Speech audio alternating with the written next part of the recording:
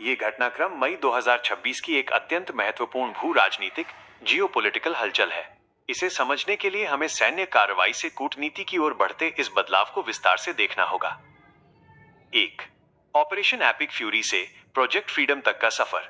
फरवरी 2026 में अमेरिका और इजराइल ने ईरान के खिलाफ ऑपरेशन एपिक फ्यूरी शुरू किया था।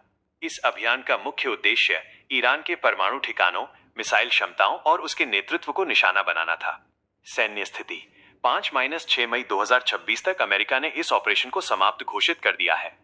हालांकि सैन्य रूप से ईरान को भारी नुकसान पहुंचाया गया, लेकिन स्ट्रेट ऑफ हॉर्मुज में तनाव कम नहीं हुआ। Project freedom.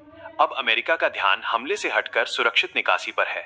प्रोजेक्ट फ्रीडम के तहत फंसे हुए व्यापारिक जहाजों को निकालने की योजना है, लेकिन राष्ट्रपति ट्रंप ने ईरान के साथ बातचीत के संकेत देते हुए इसमें एक अस्थायी पॉज लगाई है, ताकि कूटनीति को एक मौका दिया जा सके। 2. यूएनएससी प्रस्ताव, कूटनीतिक घेराबंदी। अमेरिकी विदेश मंत्री मार्को रूबियो ने इस प्रस्ताव को संयुक्त राष्ट्र के लिए लिटमस टेस्ट कहा है। इसके पीछे रूबियो की गहरी रणनीति है। ईरान की घेराबंदी। रूबियो का तर्क है कि ईरान का जहाजों से टोल वसूलना कोई संप्रभु अधिकार नहीं, बल्कि इंटरनेशनल पायरेसी, अंतरराष्ट्रीय डकैती है। प्रस्ताव की 3 मुख्य शर्तें। 1. ड्रोन और मिसाइल हमलों पर पूर्ण विराम। 2. समुद्री माइंस के नक्शे सौंपना ताकि जलमार्ग सुरक्षित हो सके। 3. तेल, गैस और उर्वरक, फर्टिलाइजर्स जैसे आवश्यक सामानों के लिए मानवीय गलियारा बनाना। 3. रूबियो की असली परीक्षा वाली चुनौती।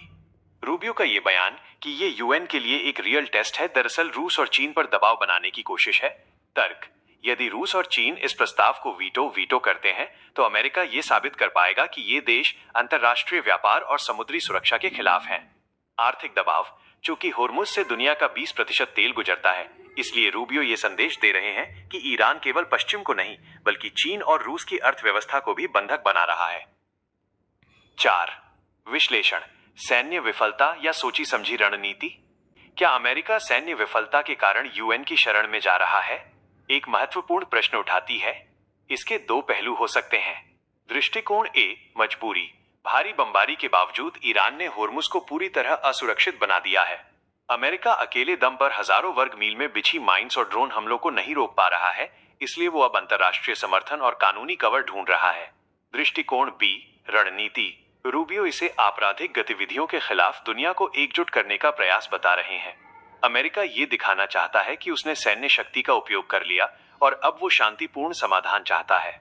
अगर यूएन विफल होता है, तो अमेरिका के पास भविष्य में और भी कड़ी सैन्य कार्रवाई करने का नैतिक आधार होगा। निष्कर्ष: वर्तमान स्थिति एक डेडलॉक जैसी है। अमेरिका प्रोजेक्ट फ्रीडम के जरिए अपनी ताकत दिखा रहा है, जबकि यूएनएससी प्रस्ताव के जरिए वो ईरान को विश्व मंच पर अलग थलग करने की कोशिश कर रहा है।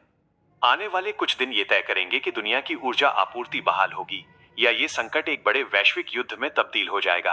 And I think it's a real test for the UN, right? As something that functions that can solve global problems. What is the purpose of the UN? The UN was supposed to be a place where you could peacefully resolve global conflict. Right now, you have a country who is unlawfully, criminally, and illegally taking possession of an international waterway and blowing up commercial vessels and putting mines in the water.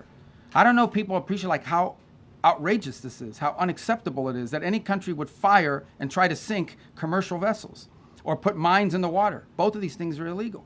And so we're going to take it to the UN, and we're going to give it another chance to be a forum in which we're not even asking people like commit troops to the region and help blow up the Iranian boats. All we're asking them to do is to condemn it, to call on Iran to stop blowing ships, to remove these mines, and to allow humanitarian relief to come through, because there's humanitarian aid that's trapped. That's it. This is a very modest request. And if you're telling me that the international community and hundreds of countries cannot rally behind that, then I don't know what the utility of the UN system is, if it can't even solve something as straightforward as that.